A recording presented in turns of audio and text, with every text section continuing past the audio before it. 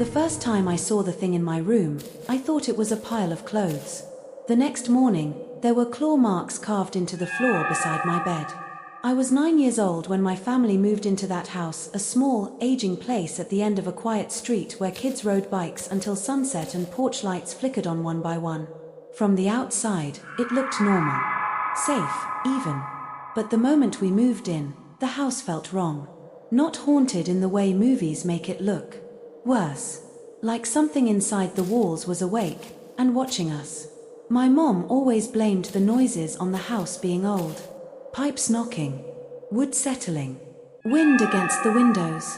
But houses don't whisper at night. And they don't open toy chests by themselves. One night, I was lying in bed unable to sleep, staring at the glow-in-the-dark stars stuck across my ceiling. The room was dim except for the moonlight leaking through my curtains. Tree branches outside dragged shadows across the walls every time the wind blew. That's when I noticed one shadow wasn't moving. It crouched low in the corner beside my toy chest. At first, I thought it was one of my stuffed animals. I almost laughed at myself for being scared. But then the shadow slowly shifted, against the direction of the moonlight. I blinked. And it vanished. Not faded. Not moved. Gone. A freezing chill flooded through me so hard my teeth hurt. I yanked the blanket over my head and stayed there until I finally passed out from exhaustion. The next morning, my toy chest was open. Every toy inside had been rearranged. My soldiers were lined up facing my bed. A few weeks later, my little sister started talking about the man in the closet. She was only 5, but the way she said it made my stomach drop. Calm. Casual. Like she was talking about a neighbor. He whispers at night, she told my mom while eating cereal. But I can't understand the words. My mom forced a smile and said kids imagine things. But my sister wasn't smiling. That night, I woke to a sound scraping across my bedroom floor. Slow. Deliberate. Like fingernails dragging across wood. I lay frozen under my blanket while the sound crept closer and closer until it stopped right beside my bed. I could feel something standing there. I knew if I looked down, I'd see a face inches from mine. I didn't move until morning. When sunlight finally filled the room, I forced myself to look over the edge of the bed. For long scratches had been carved into the floorboards beside me. Fresh. Deep enough that splinters curled upward from the wood. I ran to show my mom, shaking so hard I could barely talk, but she accused me of making them myself. I remember crying because I knew I hadn't. After that, the house changed. At night, whispers leaked from the closet like a radio playing in another room. Too low to understand. Sometimes it sounded like multiple voices talking over each other. Sometimes one of them said my name. My sister started waking up screaming. I'd run into her room and find her sitting upright in bed, pointing into the corner with tears pouring down her face. He's watching me. I never saw anyone there. But the air in that corner always felt colder than the rest of the room. And every instinct in my body screamed not to look too long. The worst night happened during winter. I woke up around 3 a.m. and immediately noticed my bedroom door was open. I always slept with it shut. The hallway light glowed weakly outside, casting a pale strip across my floor. I remember staring at it, trying to calm myself down. Then the hallway light suddenly went out. Not flickered. Not dimmed. It just died. The house fell into complete darkness. A second later, footsteps echoed down the hallway. Heavy. Slow. Not my mother's. Each step sounded wet somehow, like bare feet against old wood. They stopped directly outside my room. I couldn't breathe. The doorway darkened. And then a tall shape slowly leaned its head into my room. It was too tall. Its neck bent at an unnatural angle just to fit through the doorway. I couldn't see a face. Only darkness deeper than the dark around it. I squeezed my eyes shut and pretended to sleep while tears streamed down my face. I stayed like that for what felt like hours. When I finally looked again, the door was closed. But muddy footprints stretched across my bedroom floor, stopping beside my bed. The next morning, my mom swore she hadn't entered my room. My sister quietly said, "He was looking for you last night." After that, My mom started praying in every room of the house. She lit candles, hung crosses on the walls. For a few weeks, things became quiet. Then one afternoon, I came home from school early. The house was empty. I sat on the couch doing homework when I heard my toy chest slam shut upstairs so hard the walls shook. I froze. Then came the sound of toys hitting the floor, one by one, slowly, like someone was taking them out and throwing them across the room. I walked down the hallway with my heart pounding so hard it hurt. My bedroom door stood wide open. Inside, every toy I owned was scattered across the floor. But that wasn't the worst part. All of them were facing the closet, as if they were watching something inside. I backed out of the room and waited outside until my mom came home. Years later, after we finally moved away, I asked my mom if she had ever experienced anything in that house. She went silent for a long time. Then she admitted the truth. Some nights, she would wake up and see a dark figure standing silently in her doorway, watching her, watching all of us. She said she never told us because she was terrified that if we talked about it, it would realize we could see it too.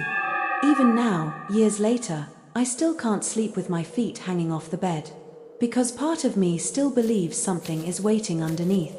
My mother eventually admitted that the first house terrified her too. She said she would sometimes wake up in the middle of the night and see a shadow standing silently in her doorway.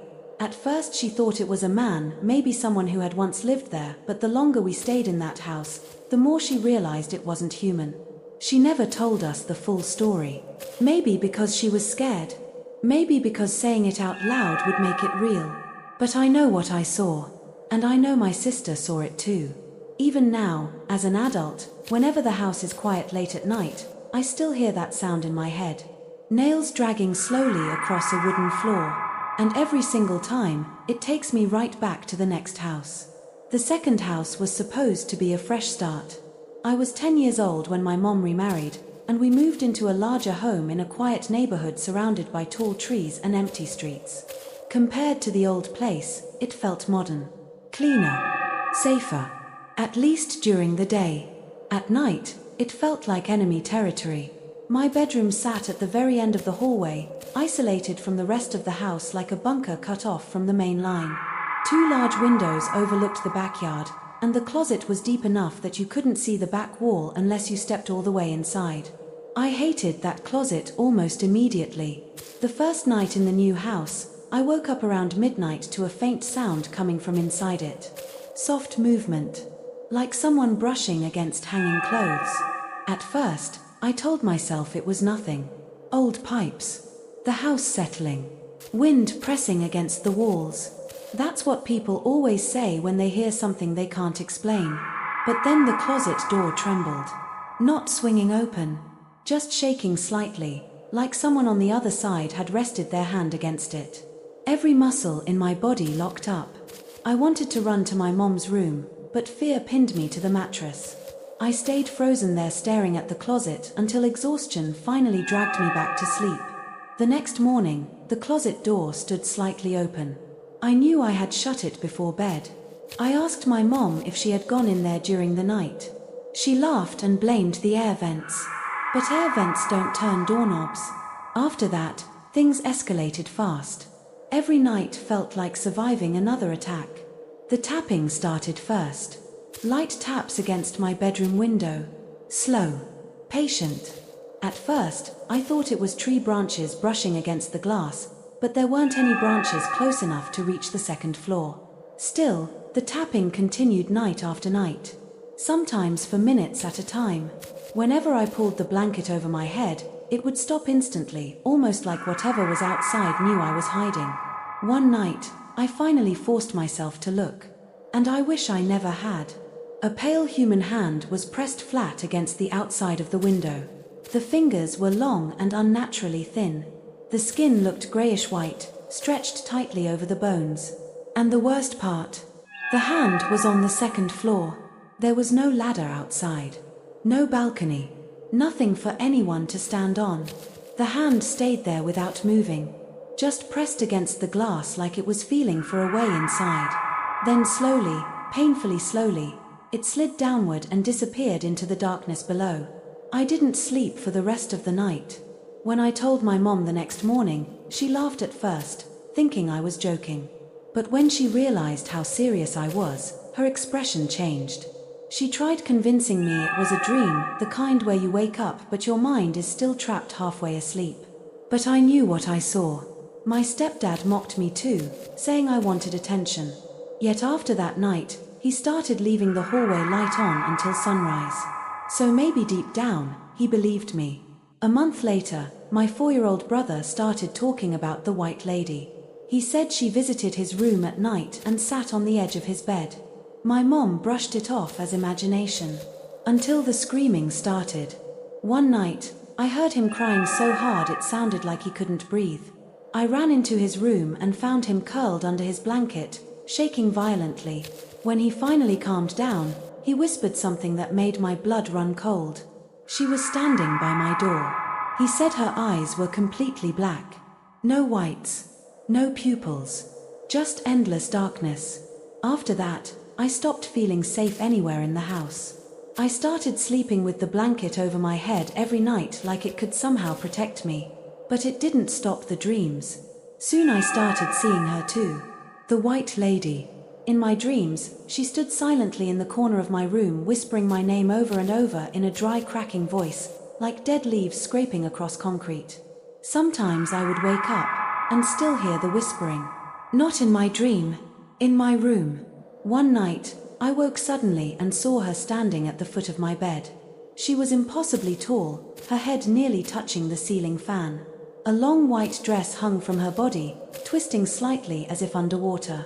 Her black hair draped over her face in wet strands, and her skin looked pale enough to glow in the dark. But her eyes looked like empty holes cut into her face. I tried to scream, but no sound came out. My chest locked up. I squeezed my eyes shut for several seconds. When I looked again, she was gone. But my closet door was standing wide open. After that night, I refused to go near the closet. I begged my mom to let me sleep in her room, but she told me I needed to learn how to be brave. The truth is, I think she was terrified too. Then came the storm. The night I realized whatever was in that house was no longer just watching us. It wanted inside. Rain hammered the roof while thunder shook the walls hard enough to rattle the windows. Sometime after midnight, I woke to the sound of metal clicking beside me. My window lock. Turning by itself. I stared in horror as the lock slowly twisted open. Then the window began sliding upward on its own. Cold rain and wind exploded into the room. And standing outside the open window was the white lady. She climbed inside without touching the frame. Not climbing. Floating. Drifting silently through the air like smoke. Her feet never touched the floor. She moved toward my bed inch by inch until her face hovered directly in front of mine. And then, I felt her breath. I felt her freezing breath touch my face. Not cold like winter air. Cold like something dead. She leaned so close that strands of her wet black hair brushed against my skin, and in a voice that sounded like dry leaves scraping across concrete, she whispered my name again. That was the moment I finally screamed. Not a normal scream. The kind that tears your throat apart. My bedroom door burst open as my mom and stepdad came charging in, half asleep and panicking. The lights flipped on instantly, and just like that, she was gone. The window was shut. Locked. No footprints. No sign anyone had ever been there. My parents yelled at me for waking the whole house, but I could see the fear hiding underneath their anger. My mom's hands were shaking when she checked the window lock. My stepdad kept staring at the closet like he expected something to crawl out of it. The strangest part is, I don't fully remember what happened between seeing her float toward me and screaming. It's like part of my memory was erased. 1 second she was hovering over my bed. The next, my parents were storming into the room. To everyone else, it sounded like a night terror. That's what my parents convinced themselves it was. Eventually, my mom started taking me to therapy because they thought stress or anxiety was making me hallucinate. I remember sitting in a small office drawing pictures while adults tried to explain away things they had never seen themselves. But therapy never explained the hand on the window. And it never explained how my little brother described the exact same woman before I ever mentioned her. We stayed in that house for 3 more years. 3 long years that felt like living inside occupied territory, where every hallway felt dangerous after dark and every storm sounded like a warning siren. My brother eventually stopped talking about the White Lady, but I don't think it was because she disappeared. I think he learned staying silent was safer. Sometimes late at night, I would still hear him crying quietly through the wall, whispering the same 2 words over and over. Go away. Even now, as an adult, storms still make my chest tighten. Whenever thunder shakes the windows, I catch myself staring into dark corners of the room, half expecting to see something tall standing there motionless in the shadows. People say childhood fears fade with time. Some don't. Some follow you forever. And if I hadn't seen that pale hand pressed against my second-floor window before my brother ever spoke about the White Lady, maybe I could have convinced myself it was all in my head too. But I did see it. And that's the part one can never explain. Music. When I was 8 years old, I spent almost every afternoon riding my bike through the neighborhood. Back then, life felt simple. Quiet streets. Small houses. Big trees hanging over cracked sidewalks. I knew every inch of that neighborhood like a soldier knows the trenches of a battlefield. I knew where the pavement dipped after rain. I knew which dogs barked behind which fences. I knew exactly when the mailman reached the corner house every afternoon. And I knew the old man in the driveway. His house sat halfway down the block with a long driveway and a perfectly trimmed lawn. Almost every day, he stood at the edge of that driveway wearing the same faded hat, watching the street in complete silence. At first, he scared me a little. Not because he looked dangerous, because he looked like he had been standing there forever. Whenever I rode past, he would wave and say hello. He never stepped onto the sidewalk, never crossed toward me. He stayed exactly where the driveway met the curb, almost like there was an invisible line he couldn't cross. I always waved back. My mother had strict rules about never crossing the street alone, so I never actually walked over to speak with him face to face. Somehow, the old man seemed to understand that rule perfectly. So we talked from a distance. Driveway to curb. Every afternoon. He'd ask about school. Ask how fast my bike could go. Ask if I liked the shiny red bell on my new bicycle. Once he told me a dumb joke about a cat stealing hot dogs that made me laugh so hard I nearly tipped my bike over. The conversations were always short, always casual. But after a while, something about them started feeling strange. The old man knew things about me I never remembered telling him. He knew I had a little brother. He knew my dad had bought a new car. One afternoon he even asked if my mom was feeling better now, right after she had been sick for days. I never told him any of that. At first, I figured he was just observant. Maybe he watched the neighborhood from his yard and noticed things. Still, it unsettled me. One day, after getting my brand new red bike, I rode slowly past his driveway hoping he'd notice it. He did immediately. Nice bike, he called out with a smile. Then he pointed toward the end of the block. Want to race to the corner? I laughed nervously and shook my head. My mom would kill me. He smiled at that. Maybe one day. After that, he went back to telling me strange little stories. Stories about birds nesting near his fence. About a dog that used to carry slippers around the yard. About a cracked stone near the sidewalk that you should never step on if you wanted good luck. He talked like someone who spent a lot of time alone. And somehow, I started looking forward to seeing him. Then suddenly, he disappeared. One entire week went by without him standing in the driveway. Every afternoon I rode slower past the house, hoping to see him there again. Nothing. The curtains stayed closed. The driveway sat empty.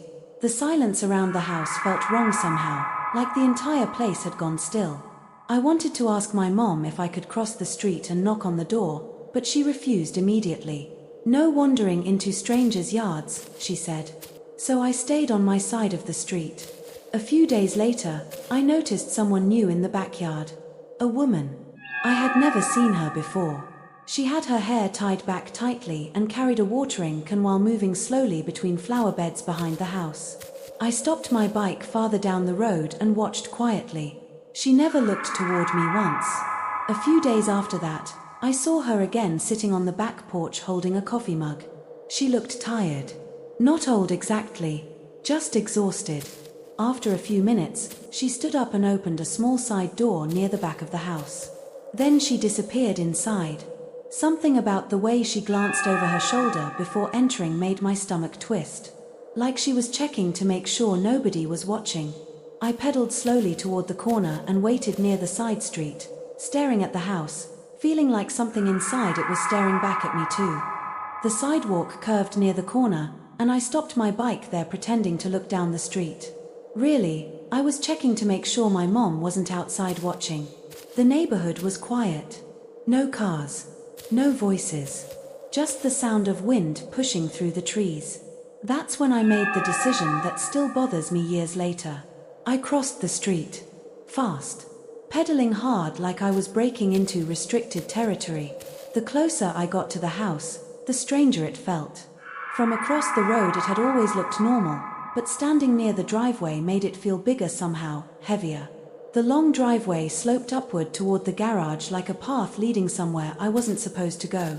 I stopped near the back gate with my hands gripping the handlebars so tightly my knuckles hurt.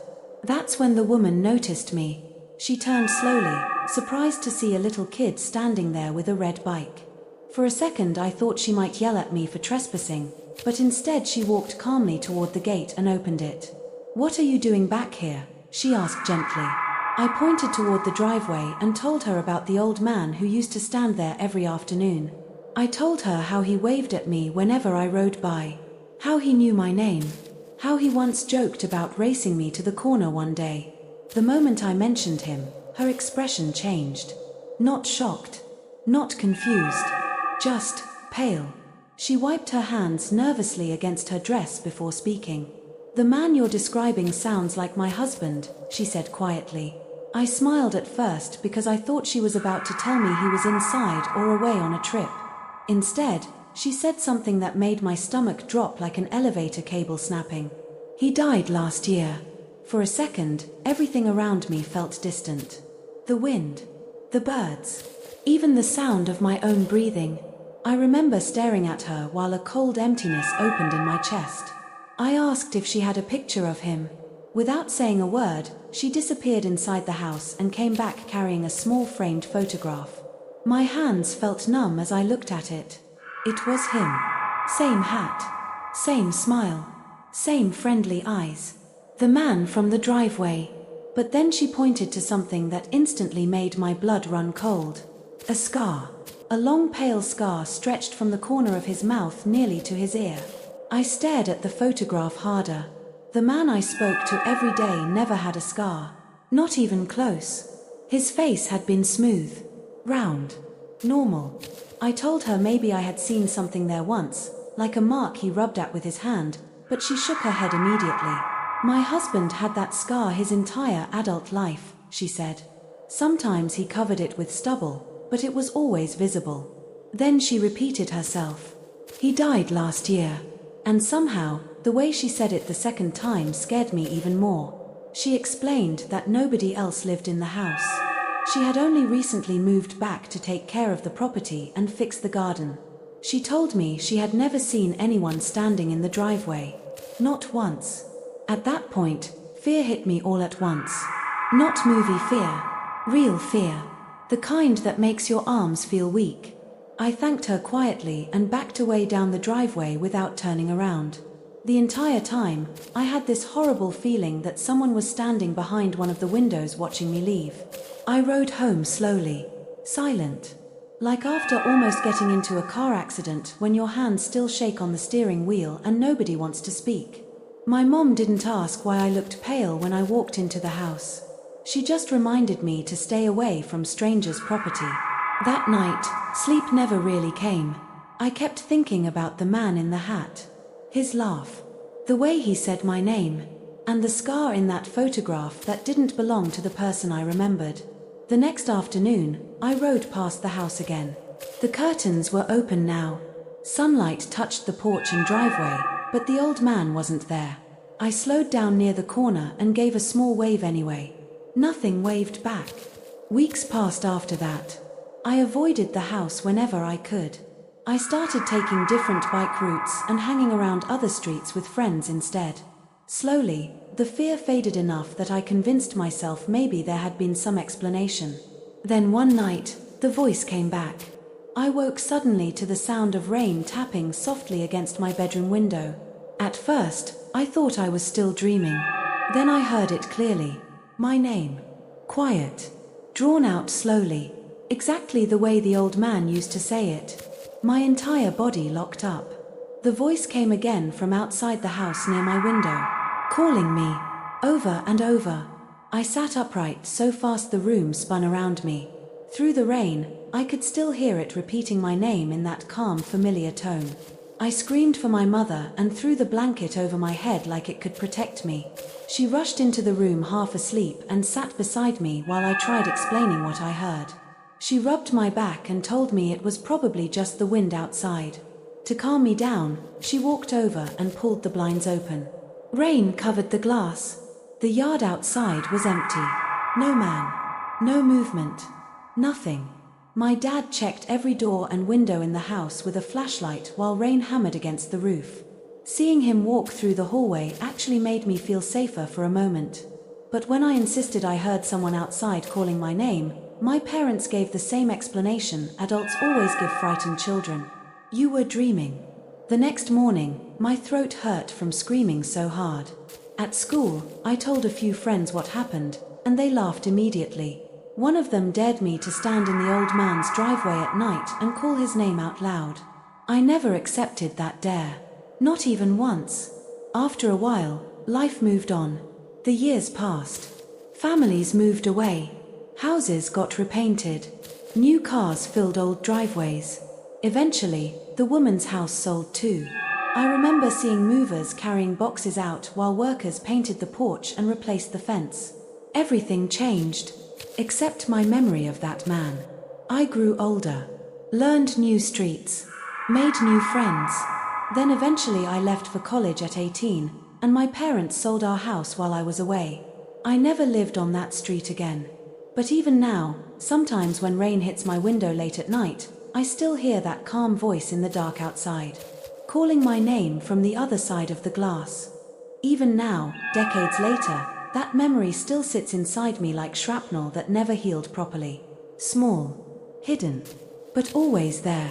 Sometimes I catch myself wondering why I didn't go back to that house and ask the woman more questions. Why I didn't ask to see more photographs. Why I didn't tell her every single detail about the man I spoke to almost every afternoon. People I told later in life asked me the same thing. Why didn't you go back? Why didn't you ask about the scar? Why didn't you try to figure it out? Maybe they're right. Maybe I should have. Maybe I should have asked to see wedding photos or older pictures. Maybe I should have pressed her harder about the man in the driveway. Maybe I should have told her he knew things about my family that no stranger should have known. But I was 8 years old. I wasn't thinking like an investigator. I was thinking like a terrified child trying to convince himself he hadn't been talking to something dead. After that day, I avoided crossing that street for a long time. Even riding past the house made my stomach tighten. I would glance toward the driveway for half a second, terrified I might see the man standing there again with that same calm smile and that same voice calling out my name like nothing had ever happened. But the driveway always stayed empty. No hat, no waving hand, no old man, just silence. Years passed. Life moved on the way it always does. School ended. Friends disappeared. Neighborhoods changed. But some memories never leave you completely. They stay buried under everything else, waiting for quiet moments to crawl back into your head. A few years ago, I drove back through that neighborhood for the first time since college. I don't even know why. Maybe curiosity. Maybe unfinished fear. The street looked smaller than I remembered. The trees were shorter. Some houses had been remodeled. Others looked abandoned. It felt like revisiting an old battlefield years after the war ended. Then I saw the house.